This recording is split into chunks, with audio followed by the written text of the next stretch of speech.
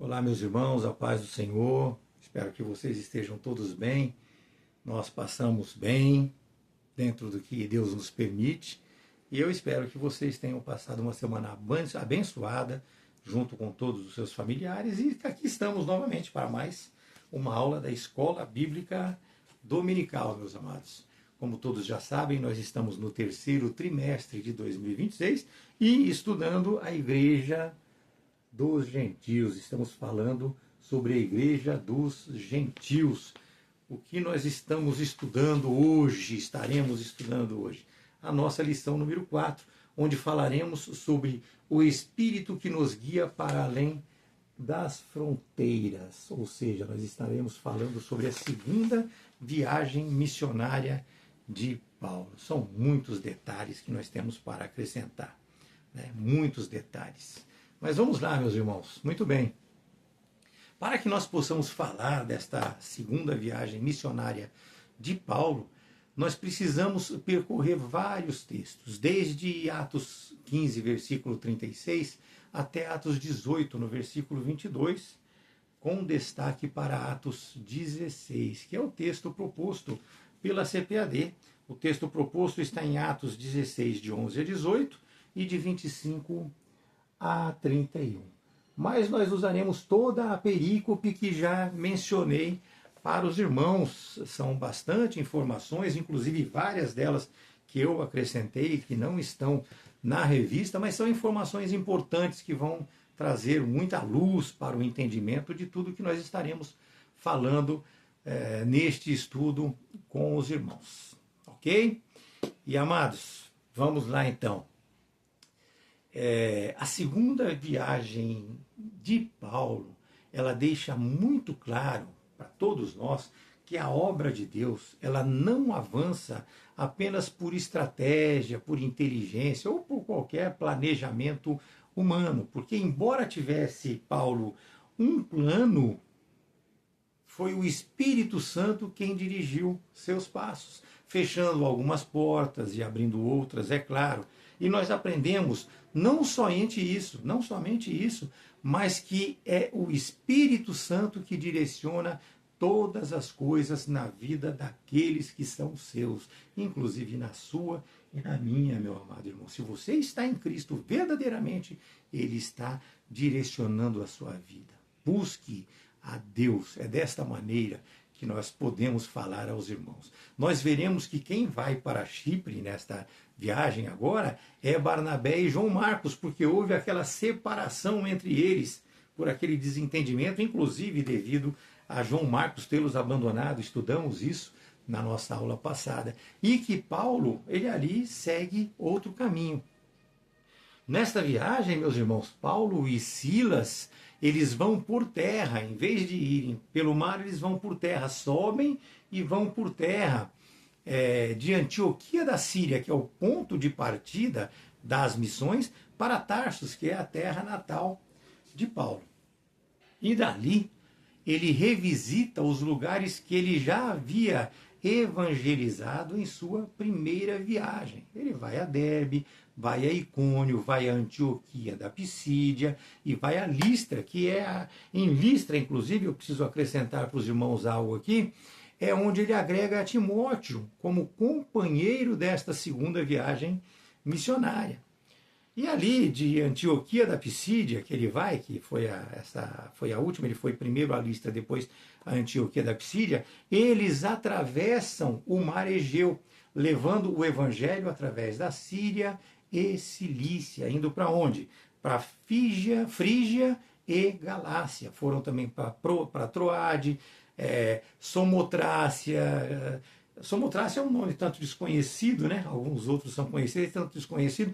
Por quê? Porque isso era apenas uma ilha de passagem, mas ele levou o evangelho ali também, embora sendo apenas uma ilha que eles usam como passagem, né? E assim eles chegaram aonde? A Neápolis, a Filipos, a Antípolis, a Apolônia, a Tessalônica, a Bereia, Atenas, Corinto, Efésio, Cesareia. Dali eles já estavam voltando Cesareia, Jerusalém, Antioquia da Síria, que é o retorno deles, né? Então eles já estavam voltando, já estavam retornando ali. Então esse foi o trajeto explicando os meus alunos eles têm acesso a um mapa que eu vou colocar para eles depois, né, os que são meus alunos fixos, então eu vou colocar esse mapa depois à disposição deles através do WhatsApp. E aqueles que quiserem, basta me pedir que eu passo também esse mapa para vocês bem detalhado, né? Bom, com isso, meus amados irmãos, com isso, nós aprenderemos nesta nossa aula que o cristão deve sempre estar atento para discernir a voz do Espírito Santo. Precisamos estar muito atentos. Nós precisamos ter atenção, nós precisamos meditar sobre as coisas. Quando eu falo meditar, eu posso até dizer de uma maneira geral em tudo, mas aqui nós estamos falando da palavra de Deus, nós precisamos ler, ouvir e meditar. Não é simplesmente absorver, não.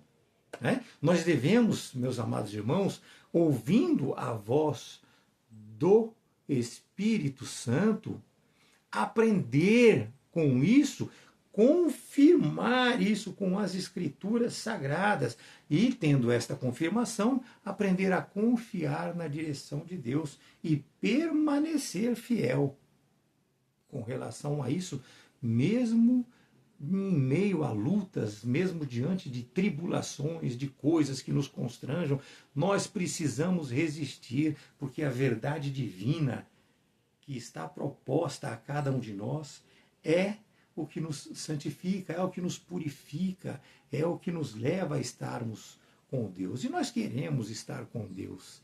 É desta forma, né? Em Atos 16, versículo de 6 a 10, nós vemos que Paulo, ele pretendia evangelizar determinadas regiões, mas que o Espírito Santo impediu. Atos 16, no versículo 7, deixa muito claro, né? E logo em seguida, ele recebeu a visão do varão macedônio, dizendo que passa a Macedônia e ajuda-nos.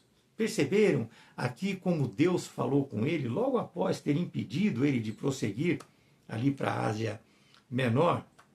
Então ele recebeu uma negativa para os seus planos humanos e recebeu uma direção através do Espírito Santo de Deus. Entendam que a negativa de Deus, meus irmãos, muitas vezes ela pode estar vindo a nós, mas para preparar um propósito maior na minha vida, um propósito maior na sua vida.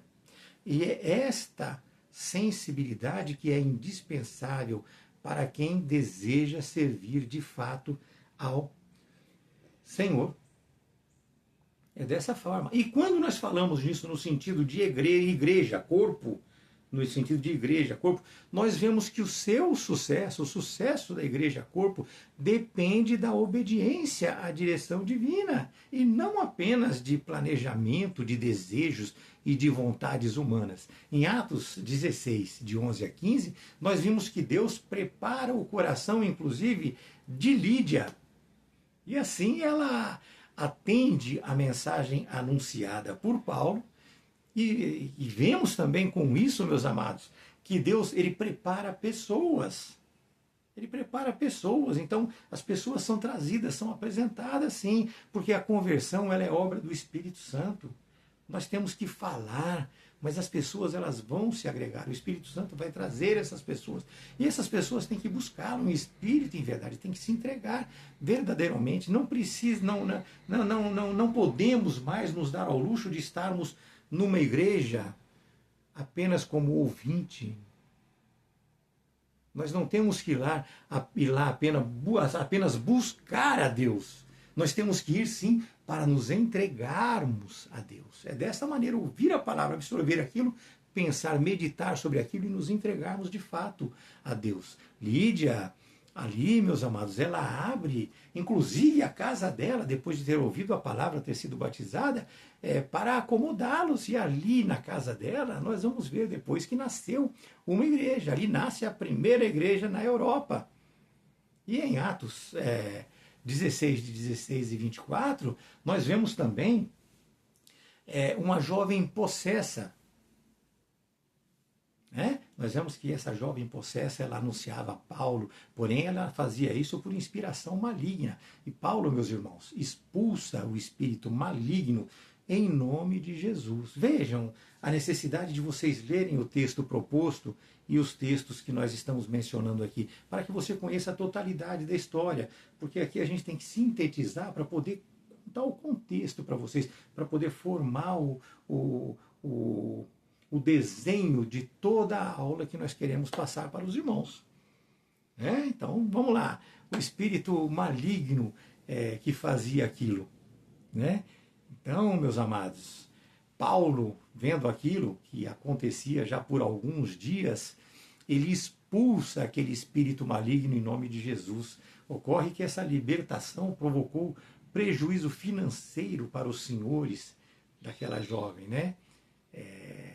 E assim eles acusaram Paulo e Silas, e isso gerou consequências. A consequência foi eles serem agredidos, despidos, e por fim levados à prisão. Em Atos 16, 25, nós vemos a resposta perfeita que eles deram e que nós, como cristãos, devemos dar para situações muitas vezes vividas por nós, ou seja, situações de sofrimento, de tribulação. Eles, meus irmãos, ali mesmo presos, acorrentados e feridos, eles, Paulo e Silas, eles oravam e cantavam louvores a Deus. Precisamos aprender que a oração e os louvores a Deus, meus irmãos, transformam o ambiente e fortalecem o servo de Deus.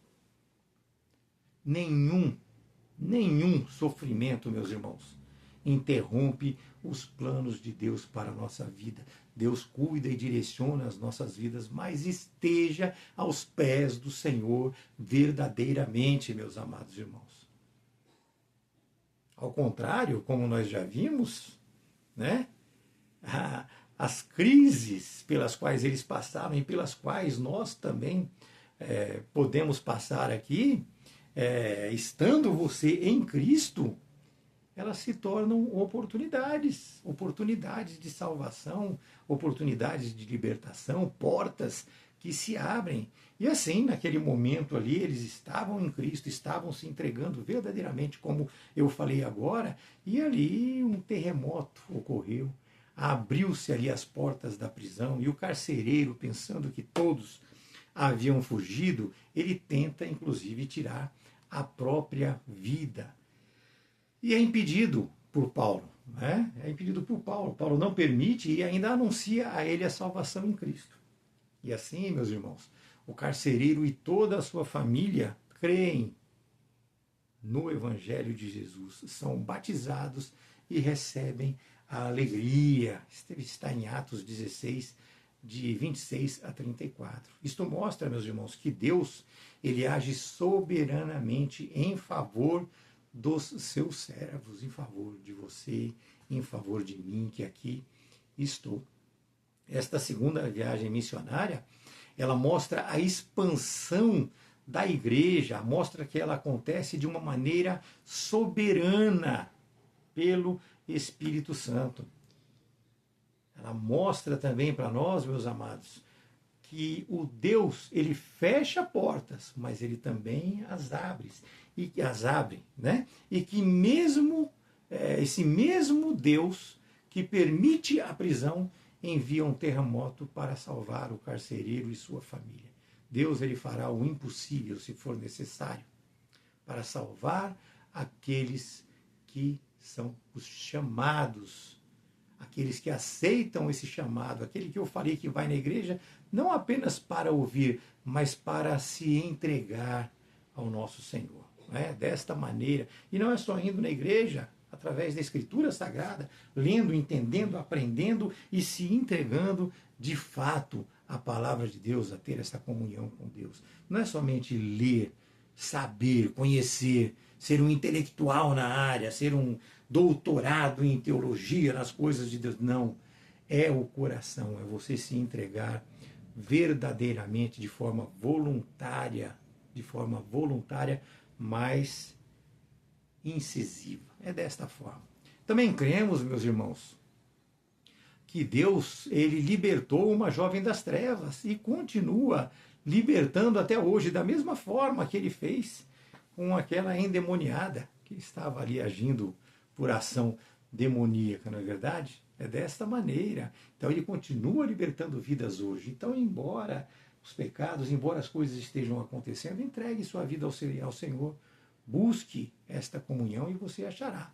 Aprendemos, né, que o cristão, ele é chamado para caminhar com sensibilidade ao Espírito, em direção ao Espírito, e a permanecer fiel, mesmo diante das provações, sempre confiando em Deus. Irmãos, ainda antes dos tópicos sugeridos, a CPAD sugere os nossos tópicos aqui, nós cumprimos esses tópicos aqui sempre dentro do que é possível, né? Mas eu gostaria de, nesta aula aqui, entregar para os irmãos, né, algumas informações que eu acho bastante relevantes e importantes, como a de que o objeto principal desta segunda viagem de Paulo era o que? Era encorajar as igrejas que ele já havia estabelecido em sua viagem. Então ele não foi para um lugar na primeira viagem e para outro na segunda, não.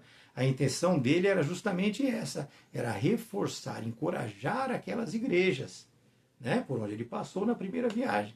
E também, é claro, de levar o evangelho, ou seja, expandir o evangelho ao continente europeu. O que resultou, e nós podemos, porque somos provas disso, né, na fundação de importantes comunidades cristãs. E hoje nós estamos aqui, não é verdade? Esta viagem, meus irmãos, seguiu um roteiro cronológico onde ocorreram alguns eventos, é lógico que cada cidade com um evento diferente, né? Nós não falaremos de todas, é claro, seria muita coisa, e nós precisamos sintetizar para que seja uma aula inteligível aqui para os irmãos, mas eu vou passar alguns pontos que eu acho muito relevante nós sabermos. Vamos lá. Como nós já falamos, Antioquia da Síria foi o ponto de partida, ok? Então, Antioquia da Síria, já sabemos e já aprendemos, desde a aula passada, foi o ponto de partida. Derbe e Listra, então, ele já estava no ponto de partida, ele subiu, como eu já expliquei para os irmãos, então ele foi primeiramente a Tarsus, depois a Derbe e Listra, na região ali da Galácia, ele estava ali na Galácia. Ali, meus amados, em Listra, já tem um evento para falar para os irmãos. Paulo ali, ele recrutou a Timóteo, que já tinha ali um bom testemunho entre os irmãos de Listra e Icônio. Paulo ali, inclusive, o circuncisa, não por uma exigência, mas como estratégia para que fosse evitado ali obstáculos à pregação entre os judeus. Em Troade, né, já falamos alguma coisa também, mas aqui nós estamos entrando um pouco mais. Em Troade, o Espírito Santo impediu Paulo de pregar na província da Ásia e ali em Bitínia. Paulo ali teve aquela visão do homem macedônio, nós já falamos isso para os irmãos, e isso leva ele a cruzar para a Europa. E vale aqui também acrescentar que foi em Troade, conforme nós vemos em Atos 16:10, que Lucas muda a narrativa de eles para nós. E isso indica claramente que é a partir dali que Lucas passou a acompanhar Paulo. Ok? Ele muda a narrativa de eles para nós, passando assim ele a fazer parte também desta equipe, que agora era composta por Paulo, Silas, Timóteo e Lucas. Em Filipos, meus irmãos, na Macedônia, que foi a primeira cidade europeia visitada, ali era uma colônia romana, estratégica, política, militarmente falando também. O Espírito Santo estava abrindo por ali um novo continente para a expansão da igreja. Isso fica muito claro. Nós vemos ali também, nesta cidade, Lídia, que se converteu e hospedou o grupo Paulo e Silas. Comentamos um pouco com os irmãos, né? Eles foram presos após expulsar o espírito de adivinhação, e esta prisão levou à conversão do carcereiro. Aí nós vamos para Tessalônica também. Paulo pregou na sinagoga por 3 sábados seguidos ali, estabelecendo uma igreja lá em Tessalônica, e devido às intensas perseguições promovidas por judeus invejosos, né? Dessa maneira, a inveja é difícil, né? Os cristãos enviaram Paulo e Silas à noite para a cidade vizinha. Atos 17:10 fala sobre isso. E essa cidade vizinha qual era, meus irmãos? Era Bereia, onde foi recepcionado, né? E ali os seus habitantes, meus amados, eles foram descritos por ele mesmo, por Lucas, como mais nobres. Por quê? Porque eles examinavam a Escritura diariamente para verificar se os ensinamentos de Paulo estavam corroborando com o dito pelo escrito, com o dito pelas Escrituras sagradas. Porém, devido a agitadores que vieram atrás dele ali de Tessalônica, Paulo ele teve que viajar rumo ao sul. É dessa maneira. Já em Atenas, indignado com a idolatria ali existente, ali era a capital, uma capital cultural, né? Então existia muita idolatria, muita gente, vários povos, né? Paulo ali ele debate com filósofos estoicos e epicureus, né? Ele disputou no Areópago. Vocês vão sentir falta de algumas informações nesse sentido, mas isso faz parte da nossa aula da semana que vem. Então eu quero preparar e deixar isso aqui para a semana que vem. Vocês terão muitos esclarecimentos a respeito de Atenas, ok? Então ali ele fala, só trazendo uma canjinha para os irmãos aqui, ele fala sobre o Deus desconhecido. E isso resultou ali em muito poucas conversões, mas notáveis conversões pelo conhecimento que as pessoas tinham e agregavam. Muitas pessoas resistiam pela sua intelectualidade, por aquele ego, mas na próxima aula nós falaremos sobre isso, esclarecerá muito aos irmãos. Ali, só adiantando um pouco também, eu não consigo ficar sem falar, né? Então foram poucas conversões, notáveis, mas poucas. E foi devido ao quê? Devido ao orgulho intelectual, indiferença moral, relacionamento frívolo daquela elite ateniense que tinha tudo, sabe? Embora em um número pequeno que houve ali de conversões, só para citar duas aqui para os irmãos, Dionísio, né, ele era membro do tribunal do Areópago e também de Damares. Né, de Damares. E quando falamos Damares, as pessoas falam, quem é? Quem é? Bom, só por ela ser citada nominalmente em meio à sociedade, sugere o quê? Sugere que ela possuía uma alta posição de influência, porque as mulheres gregas, naquela época, elas costumavam viver muito mais reclusas, e ela escolheu crer na mensagem cristã. E é desta forma. Mas falaremos mais sobre isso na nossa aula passada, né? Na nossa aula que vem, desculpem. Estou aqui empolgado, que essa aula é muito emocionante, tá? Pelo menos eu acho, bastante emocionante ela. Em Corinto, meus amados, ele permanece ali por 1 ano e meio, ele trabalha na construção de tendas com Áquila e Priscila. Ele enfrentou ali a oposição, como em todos os lugares por onde ele passou, é claro, mas ele enfrentou ali a oposição dos judeus. Mas ele foi protegido ali pelo procônsul Galião. Nós não estamos falando aqui do procônsul que nós estudamos nas aulas anteriores, não. É o procônsul Galião. Nós falaremos dele também em outras aulas, né? Isso está em Atos 18, de 12 a 17. Podem ler lá que vocês vão entender quem era. Dali, Paulo também, desta mesma cidade, Paulo também ele escreve 1ª e 2ª Tessalonicenses, por volta de 51 depois de Cristo. Isto ocorreu após Paulo ter deixado a Tessalônica e ter enviado Timóteo para lá novamente, para verificar como estavam os novos cristãos. Como é que eles estariam naquela época lidando com todas as perseguições que eles estavam sofrendo. Então, ele escreve ali para Timóteo, ok? Então, é dessa maneira. Ali ocorreram muitas perseguições, muitos discípulos passavam coisas muito difíceis, então ele escreve para encorajá-los e para ver como é que estava a situação. Em Éfeso, Paulo passa rapidamente já no retorno, deixando ali Áquila e Priscila para trás. Ali ficaram Áquila e Priscila, mas ele promete voltar. E assim, na volta, ele desembarcou em Cesareia, subiu a Jerusalém para saudar a igreja, retornou a Antioquia da Síria, concluindo assim esta viagem. Olha que maravilha, mas nós temos informações. E agora nós vamos seguir o prospecto que nos é passado pela CBAD. É lógico que haverá muitas repetições, porque é estilo do autor da revista as repetições. É um sistema de ensino também.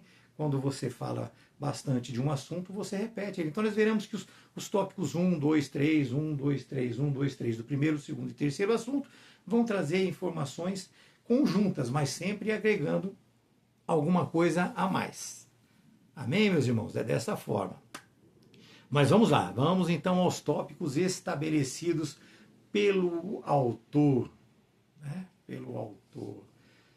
E está nos proposto também pela EBD.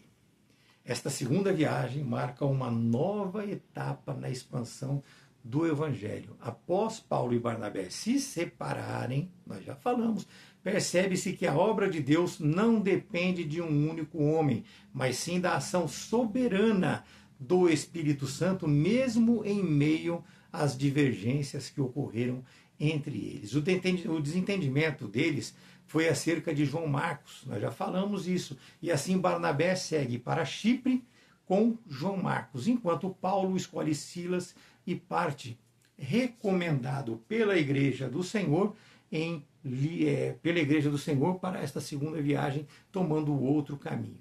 Quando ele chega em Listra, ele encontra ali Timóteo, um jovem de bom testemunho, filho de mãe judia, de pai grego, já estudamos sobre isso anteriormente também, e reconhecendo ali o seu potencial, Paulo o convida para integrar a sua equipe missionária.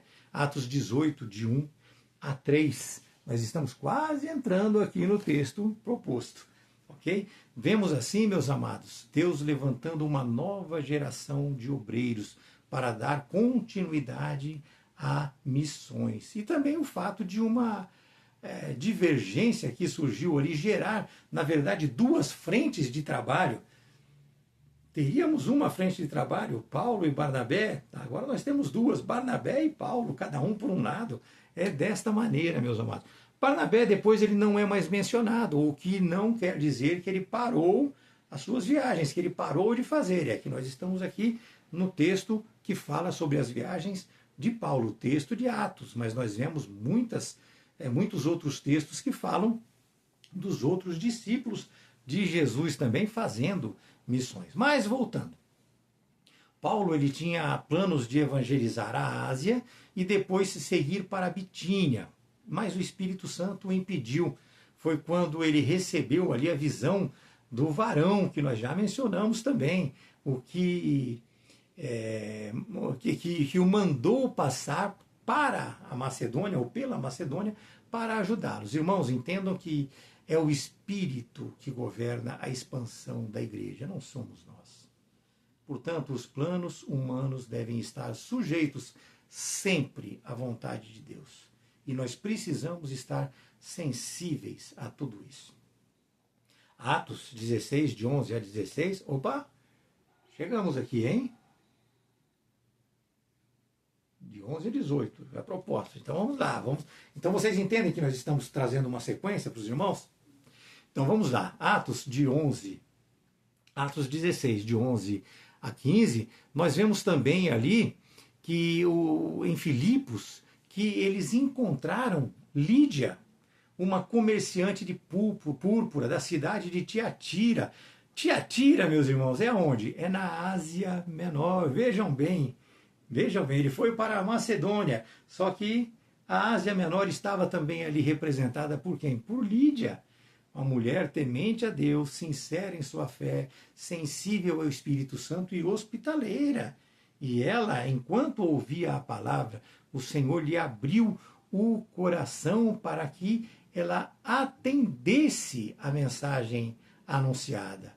Ela, após a sua conversão e batismo, os recebeu na sua casa, colocando os seus recursos e o seu lar à disposição da obra de Deus.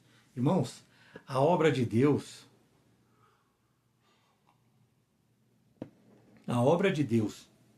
que abre o coração do pecador, é a obra de Deus. Ela abre o coração do pecador, ela produz fé verdadeira, ela produz obediência, ela produz compromisso. E entendam, amados, que e nós precisamos entender muito isso para os nossos tempos e dias de hoje também, que isso possa entrar no seu coração. A hospitalidade, o respeito, o amor, é a expressão prática do amor cristão. É isso que fortalece a missão da igreja, e nós, como Igreja de Cristo hoje, temos e prosseguimos nessa missão que nos é apresentada aqui. Vejam que Paulo ele foi impedido de ir à Ásia Menor.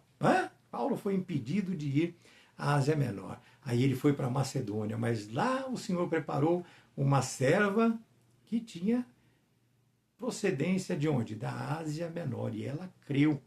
E acredita-se, estudos, não está na Escritura, mas acredita-se, vários estudos acreditam que tenha sido Lídia quem apresentou o Evangelho na Ásia Menor, devido a familiares, a sua família. Ela propagou isso também.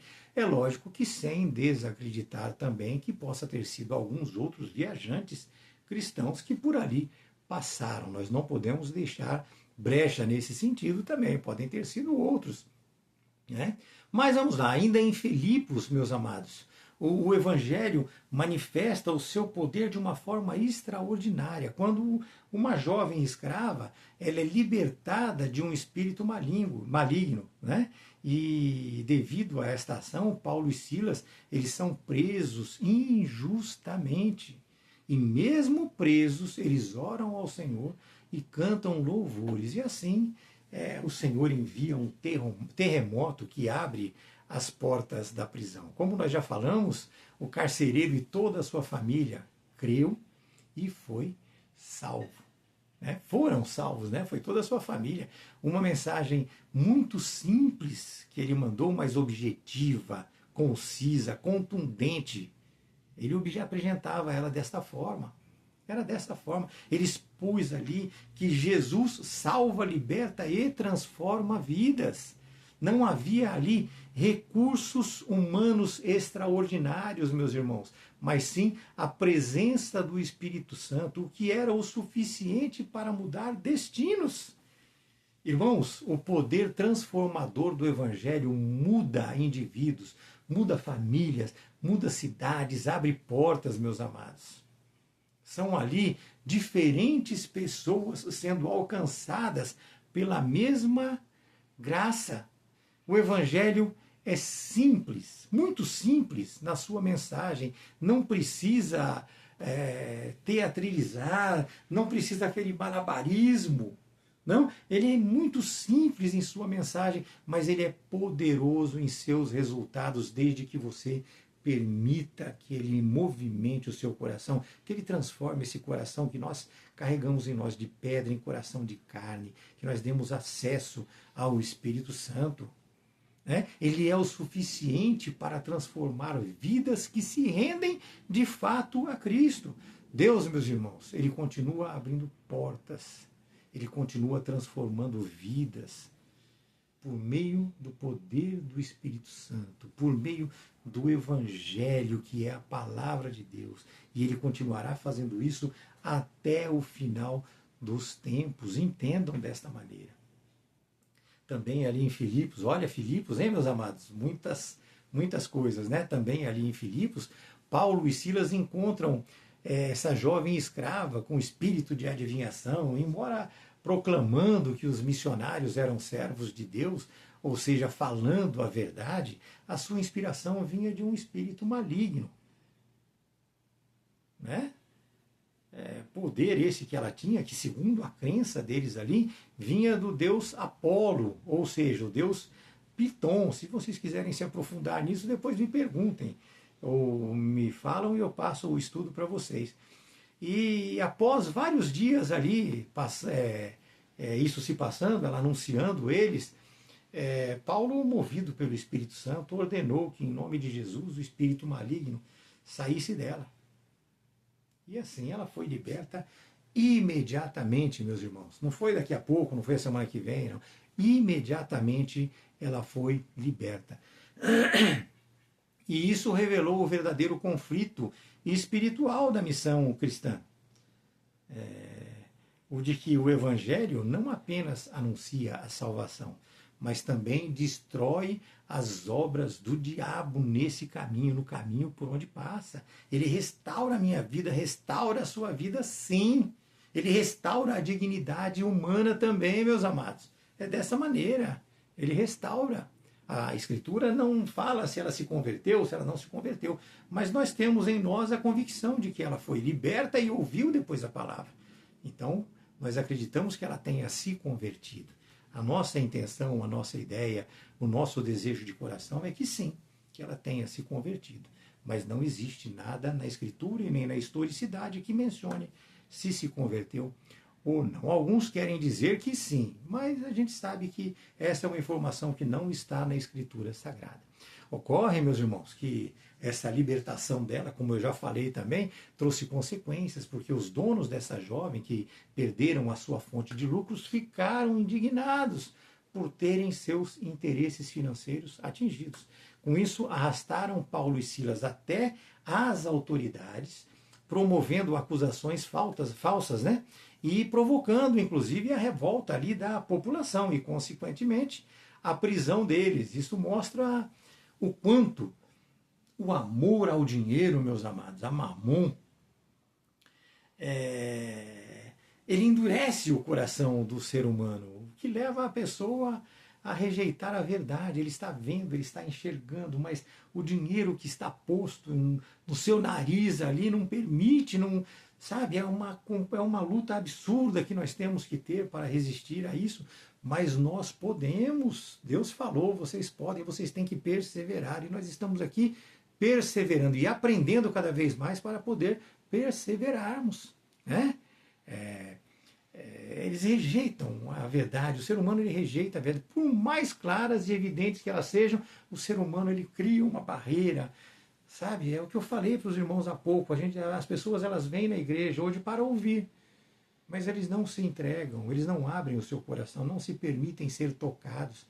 Parece que eles têm tanta dor dentro de si que eles não se permitem a entrega. Mas nós vamos aprender sobre isso, sobre essas coisas também. Qualquer hora eu faço uma postagem a respeito dessas coisas para os irmãos. Busque uma boa igreja, busque um bom pastor e você com certeza será tocado pelo Espírito Santo. Abra o seu coração, se entregue a essa relação verdadeiramente, né? Voltando a Paulo, né? Às vezes eu me empolgo e quero prosseguir, mas vamos lá. Voltando a Paulo, né, e essa grave falha na justiça humana, isso levou os magistrados a condenarem Paulo e Silas, sem uma investigação e sem os direitos devidos a eles de defesa. Eles foram despidos, foram espancados e jogados na prisão, embora sendo eles inocentes, não fizeram nada. Irmãos, como nós vimos e entendemos aqui agora, a justiça humana ela pode falhar, né? Mas a de Deus ela não falha não. E assim o próprio Senhor interveio por meio de um terremoto, libertando os seus servos, expondo o erro das autoridades. No dia seguinte, ao descobrirem que Paulo e Silas eles eram cidadãos, no dia seguinte ao terremoto e tudo aquilo que aconteceu com o carcereiro, né?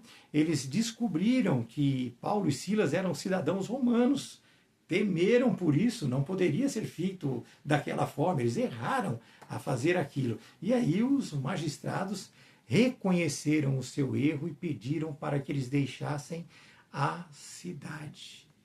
A justiça humana ela é falha e ilimitada, mas a justiça divina nunca falha, meus irmãos. Nunca falha. Paulo não ia deixar para lá e nem deveria. Ele falou, não, eu exijo que eles vejam aqui e nos soltem. E assim ocorreu. Os magistrados foram lá, soltaram eles e se humilharam diante deles. Ok, meus irmãos? A justiça divina, ela não falha nunca. Entendam que mesmo em meio a sofrimentos e a injustiça, Deus, ele honra aqueles que permanecem fiéis. Como nós já falamos, e eu falei no início para os irmãos também, essa nossa aula tem algumas repetições, mas são boas para que nós possamos gravar, e é o critério utilizado pelo autor. Né? Então eu agora estou cumprindo aqui as regras da CPAD, conforme exposto na nossa aula. Mas acrescentaremos muito mais coisa também aqui, então traremos mais informações. E nós já falamos que eles foram presos, também foram severamente açoitados, com varas, né? Foram lançados à prisão, com os pés presos ao tronco. Capítulo 16, versículo 24 fala sobre isso. Eles não estavam sofrendo por terem cometido qualquer crime que fosse, mas sim por serem fiéis ao Evangelho de Cristo. E ali, mesmo encarcerado, em meio a louvores e orações, surge a oportunidade de manifestar a glória de Deus. O que Satanás imaginava que seria ali o fim do ministério tornou-se oportunidade de evangelização.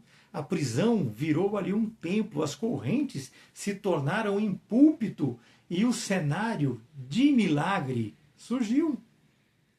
O cenário de milagre surgiu e aconteceu conforme estabelecido por Deus. E ali, por volta da meia-noite, orando e louvando, mesmo feridos, Deus enviou um grande terremoto. As portas da prisão se abriram, as correntes foram quebradas e o ambiente foi transformado, meus irmãos. Ao ver as portas abertas, o carcereiro pensou que os presos haviam fugido, já falamos, tentou tirar a sua própria vida, já falamos, Paulo interferiu também, nós já falamos aos irmãos, e assim o carcereiro, impactado, pergunta o que deve fazer para ser salvo. A resposta é direta, clara e concisa. Crê no Senhor Jesus e seja salvo, tu e a tua casa. Atos 16, 31. Naquela mesma noite, ele e a sua família ouviram a palavra, creram e, batizados, se alegraram em Deus. Esta viagem ocorreu, meus irmãos, mais ou menos ali entre 50 a 52 depois de Cristo, 51, quase 52, e ela termina após eles visitarem ali Jerusalém, em Atos 18, no versículo 22.